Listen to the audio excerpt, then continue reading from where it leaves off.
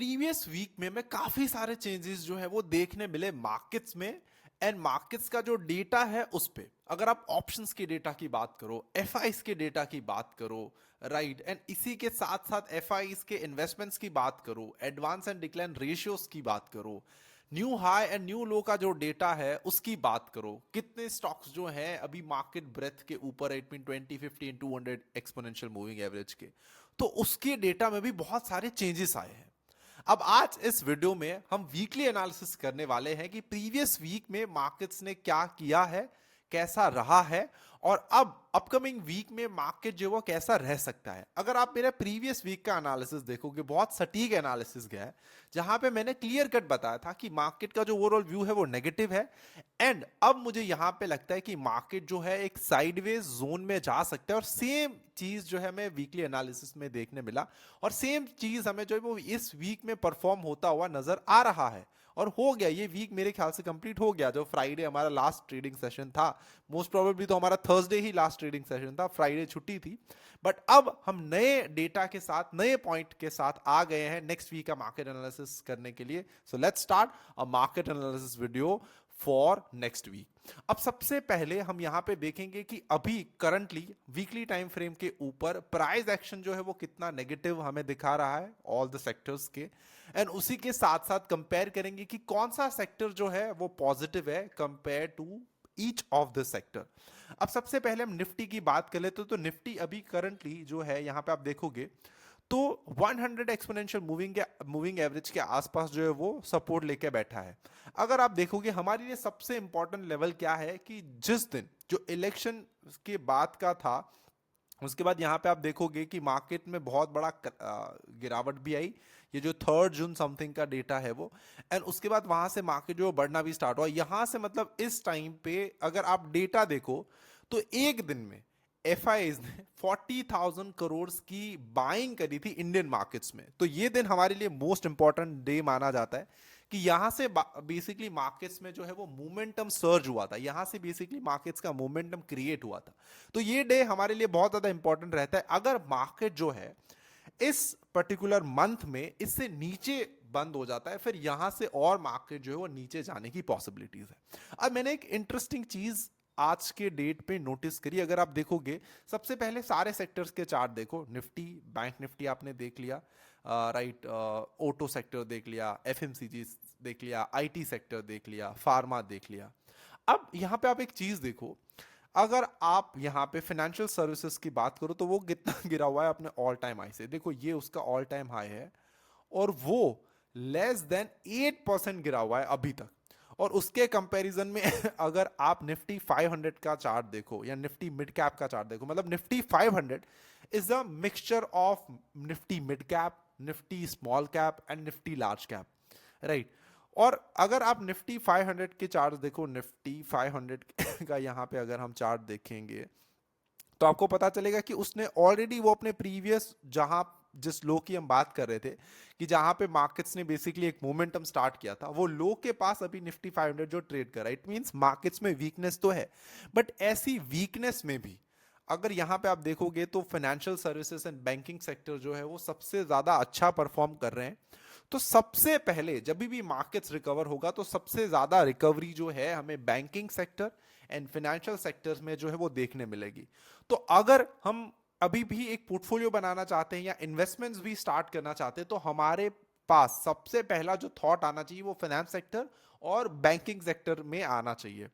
अब यहां पे एक चीज देख लेते हैं कि देखो निफ्टी अगर आप बात करो तो गिर तो चुका है, बट यहां पे उसने अच्छा खासा एक सपोर्ट लिया, because this level is very important. यहां पे मार्केट्स ने बहुत टाइम स्पेंड किया था, अगर आप देखोगे तो ऑलमोस्ट 7 to 8 वीक या 10 वीक जो मार्केट्स ने स्पेंड किया है, तो वो ऐसे लेवल जल्दी से निफ्टी जो है वो कभी भी ब्रेक नहीं करता।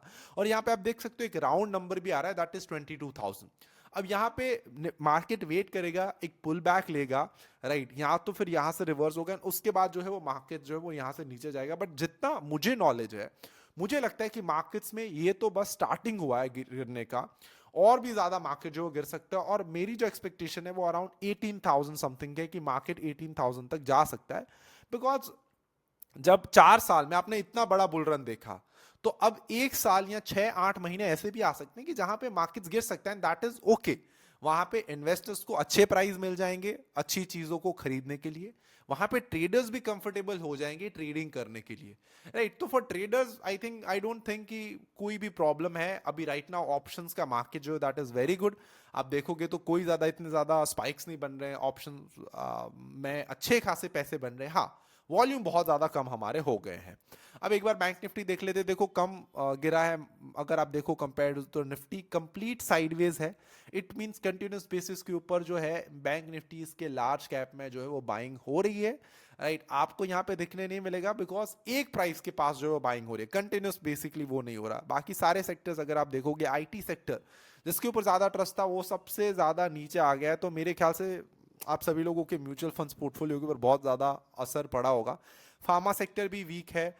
एक फाइनेंशियल सेक्टर अगर आप देखोगे तो फाइनेंशियल सेक्टर जो है वो अच्छा परफॉर्म कर रहा है, रेस्ट सारे सेक्टर जो है वो गिरे हुए हैं। यहाँ पे आप देख सकते हो mid cap, small cap Nifty, next 50, bank Nifty futures and basically financial services, that too is very good sector compare to all this. अब यहाँ पे एक और चीज भी कर लेते हैं हम। क्या अभी करेंगे कि यहाँ से बेसिकली हम फाइनेंस सेक्टर का जो है फाइनेंशियल सर्विसेज के सारे स्टॉक्स को एनालाइज करेंगे, देखेंगे कि यार क्या हो रहा है। तो यहाँ पे देखो Axis bank again weak, Bajaj finance very good stocks. यहाँ पे आप देख सकते हो कि अभी भी अपने ऑल टाइम हाई के पास ट्रेड कर रहा है। All time high is at आप देख सकते हो 2000 समथिंग बजाज फिनसर्व, एंड अभी कहाँ पे ट्रेड कर रहा है 1800 समथिंग के आसपास। तो इतनी ज्यादा कोई गिरावट नहीं देखने मिल रही है। और यहाँ पे एक वॉलेटिलिटी कॉन्ट्रैक्शन पैटर्न है कि क्वीज टाइप का पैटर्न बना है, जो कि ये माना जाता है कि यहाँ से और ज्यादा मोमेंटम जो है वो क्रिएट करी जा सकती है। Bajaj finance again very good stock, sector को आउट परफॉर्म कर रहा है ये स्टॉक्स, ऑल टाइम हाई के पास ट्रेड कर रहा है। और अगर आप देखोगे तो डीआई जो वो कंटिन्यूस बेसिस के ऊपर स्टॉक्स में अपना स्टेक जो है वो बढ़ा रहे हैं। चोलामंडलम फाइनेंस अगर आप देखो, H D F C M C not that interesting, H D F C bank very good stock, H D F C life and basically को insurance company very good. Again अगर आप देखोगे तो ICICI bank performing well, right, not that good Indian energy exchange, Kotak Mahindra bank super stock breakout दिया है और अभी भी ऊपर सस्टेन कर रहा है। जहां पे वो गैप है वो अभी तक फिल नहीं किया है। यहाँ पे आप देख सकते हो Muthoot finance all time high के पास ट्रेड कर रहा है। तो ये बेसिकली यहां से ना आपको दिख जाता है कि देखो सेक्टर क्यों आउट परफॉर्म कर रहा है, बिकॉज उसके स्टॉक्स की वजह से। सेक्टर के पास कोई वैल्यू नहीं है, उसके स्टॉक्स अच्छा परफॉर्म कर रहे हैं, इसी रीजन की वजह से सेक्टर जो आउट परफॉर्म कर रहा है। अब हम क्या कर रहे थे कि यूएस के डॉलर इंडेक्स को स्टडी करते हैं, बिकॉज ये डेटा हमारे लिए बहुत ज्यादा इंपॉर्टेंट हो जाता है। अगर आप यहां पे देखोगे तो यूएस का डॉलर इंडेक्स जो है वो जब से गिरना स्टार्ट हुआ है तब से थोड़ा सा निफ्टी जो है वो स्टेबल हुआ है। मैं ये नहीं बोलूंगा कि यहां से हम गिरना कम हो गए, बिकॉज यार देखो हम क्यों गिरे थे। एक तो हम ऑलरेडी 4 साल का हमने बुल रन ले लिया था, 4 साल से मार्केट जो वो एक अपवर्ड टेरिटरी में जा रहा था। अब उसके कंपैरिजन में देखोगी तो उस टाइम पे ना यूके मार्केट्स इतना ज्यादा अच्छे चले थे, ना चाइना मार्केट्स इतना ज्यादा अच्छे चले थे। तो अब क्या हो रहा है कि हमारे मार्केट से पैसे बेसिकली दूसरे मार्केट्स में ट्रांसफर हो रहे हैं। तो अब हमारा टाइम है साइडवेज होने का, नेगेटिव जाने का और दूसरे मार्केट्स के परफॉर्म करने का। बिकॉज आफ्टर ऑल अगर आप देखोगे कि ऐसा कभी होता है कि कोई एक चीज का प्राइस जो वो लगातार बढ़ता रहे, कभी ना कभी तो मंदी आती है, चाहे वो एक पेन हो, चाहे वो फोन हो, चाहे कुछ भी हो, राइट। कभी भी स्टेबल तरीके से प्राइस जो है वो ऊपर नहीं जा सकता है, और मतलब बहुत टाइम तक कभी ना कभी तो मंदी आती ही आती है। That is the nature. Profit के बाद लॉस है, गुड थिंग्स के बाद बैड थिंग्स है, what ever the thing is, that is the nature of life, that is the nature. तो ये चीज होनी ही होनी है। तो यहाँ पे देखो जब से हमने डॉलर इंडेक्स गिरना स्टार्ट हुआ हम स्टेबल हुए, अगर 100 के पास आ जाता है हमें एक थोड़ी सी रैली जो है वो निफ्टी में देखने मिलेगी। इसी के साथ अगर आप S&P 500 देखो तो देखो थोड़ा बहुत S&P 500 ने रिकवर करा है। यहाँ पे आप देख सकते हो डाउ जोन्स, नास्डैक, यूके अभी भी ऑल टाइम हाई के पास है।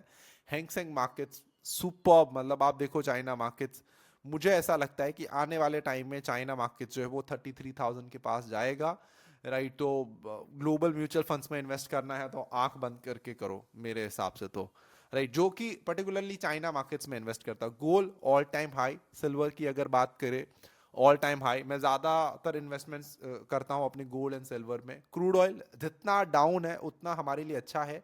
एक चीज जो सबसे ज्यादा अच्छी हुई दैट इज प्रीवियस वीक में रिलायंस एंड स्पेस एक्स का मतलब बेसिकली कोलैबोरेशन हुआ। तो सबसे पहले क्या रूमर्स आ रहे थे कि रिलायंस का स्टॉक्स क्यों गिरा है? द रीजन इज दैट सबसे ज्यादा पैसे रिलायंस जियो से आते हैं अभी के कंपैरिजन में, अगर आप देखोगे तो। एंड रिलायंस की वजह से भी आते हैं, तो उसकी क्या है, ऑयल रिफाइनरीज हैं। अब ईवीज आने की वजह से प्रॉब्लम तो हुई ना, ईवीज आ गई तो उससे प्रॉब्लम तो होगी। सोलर आ गया, उससे भी प्रॉब्लम होगी। थर्ड थिंग इज दैट कि इंटरनेट का बिजनेस भी इलन मास्क ने उससे बेटर बना लिया, मतलब स्पेस की मदद से उसने तो वायर्स बिछाई है रिलायंस वालों ने। तो अब उसने इलन मास्क के साथ कोलैबोरेशन कर लिया कि हम दोनों कोलैब करते हैं और फिर लॉन्च करते हैं इंडिया में, दोनों पैसे कमाते हैं। तो ये चीज, ये थॉट प्रोसेस होता है एक बिजनेसमैन का कि वो कंपटीशन नहीं देखते, एज अ कोलैबोरेशन देखते हैं। तो यहां से रिलायंस के चार्ट में हमें अब जो है वो पॉजिटिविटी देखने मिलेगी। अगर यूएसडी आईएनआर की बात करें, ऑल टाइम हाई के पास ट्रेड कर रहा है, मुझे ऐसा लग रहा है कि थोड़ा सा डॉलर जो है डिप्रिसिएट करेगा, थोड़ी प्राइसेस जो है वो डाउन आ जाएगी। अब यहां से थोड़े से डेटा के ऊपर जाते हैं, दूसरे सारे डेटा को स्टडी करते हैं। तो यहां से एक बार अगर आप एडवांस एंड डिक्लाइन रेशियो देखो, तो अभी भी तीनों advance and decline ratio negative में है। इसी के साथ अगर आप यहां पे देखो तो डेली बेसिस के ऊपर एडवांस एंड डिक्लाइन रेशियो जो भी है वो भी नेगेटिव में है। New high versus low on a daily basis के ऊपर अभी आप अगर देखोगे तो डेली बेसिस के ऊपर एवरी डे लो बन रहे हैं, मार्केट्स के नए हाई जो है वो नहीं क्रिएट हो रहे हैं। बाकी आप सारे देखोगे तो 52 वीक हाई, मतलब आप देखोगे तो ज्यादातर तो स्टॉक जो वो 52 वीक हाई नहीं बना रहे, उसकी वजह से भी मार्केट्स जो है वो डाउन जा रहे हैं। तो ऑल द डेटा, जहां जो भी डेटा आप स्टडी करो, ऑल द डेटा हमें नेगेटिव इंडिकेशन दे रहा है। तो मार्केट्स में वीकनेस तो है। अगर कोई पागल इंसान आपको यह बोल रहा है कि यहां से ऊपर जाएगा, ट्रस्ट मी, कोई ऊपर नहीं जाने वाला। मार्केट्स थोड़ा सा पुल बैक आ सकता है, बट ओवरऑल मार्केट्स का ट्रेंड जो वो वीक है, अभी तक वो रिकवरी हमें देखने नहीं मिली। एफआईज के डेटा की बात कर लेते हैं तो देखो टिल डेट अभी 21,000 करोड़ की एफआईज ने बेसिकली सेलिंग करी है, डीआईज ने 26,000 करोड़ की बाइंग करी है, इसीलिए हमें थोड़ी बहुत मार्केट्स में बाइंग जो है वो देखने मिली है। फेब्रुवरी मंथ में 58,000 करोड़ की एफआईज ने बेसिकली सेलिंग करी थी। मार्केट्स को ओवरऑल मूड देखो तो फियरफुल है। अब मोस्ट इंपॉर्टेंटली बात करते हैं कि मंडे मार्केट जो वो कैसा ओपन हो सकता है, और एफआईज के डीएस के डेटा को स्टडी करते हैं। तो यहाँ पे सबसे पहले तो अगर आप देखो तो इंडेक्स फ्यूचर्स में एफआईज ने शॉर्ट की पोजीशन क्रिएट करी हुई है।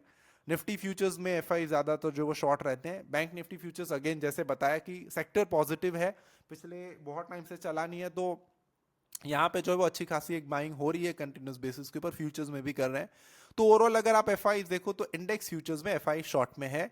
और अगर ऑप्शंस की बात करो तो इनडिसिजनेस है, मतलब न्यूट्रल है।